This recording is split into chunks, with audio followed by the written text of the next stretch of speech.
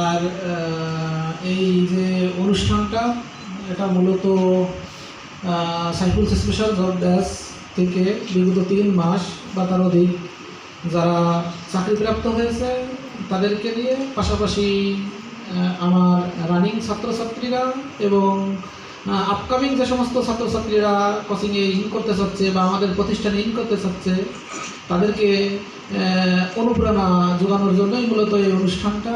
কারণ অনেকেই আছে মানসিকভাবে খুব ভেঙে পড়েছে, লাইন হারা হয়ে গেছে, তাদেরকে কীভাবে সঠিক পথে ফিরিয়ে আনা যায় এবং পাশাপাশি তারা চাকরি পেয়েছে তাদেরকে সুন্দর একটা বিদায় দেওয়ার জন্যই আমাদের এই আয়োজনটা।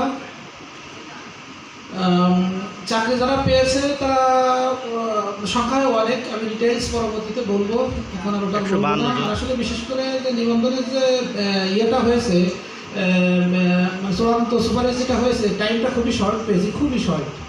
বোধহয় মাঝে মাঝে 2টা না 3টা দিন টাইম পেয়েছি আমি।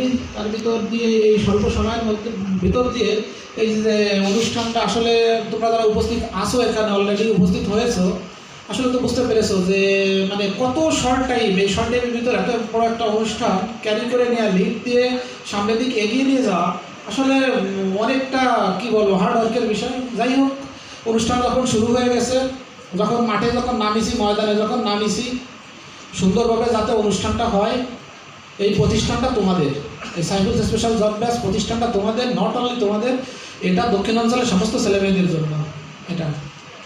আর এই অনুষ্ঠান থেকে প্রতিনিয়ত কীভাবে চাকরি হয় না হয় এগুলো তোমরা ভালো করে জানো, নতুন করে বলার কোনো কিছু নাই।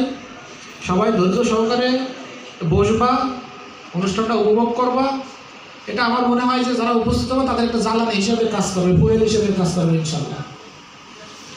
আর আমি সবসময় বলবো, এখানে তোমরা যারা উপস্থিত আছো সবই আমার ছাত্রছাত্রী।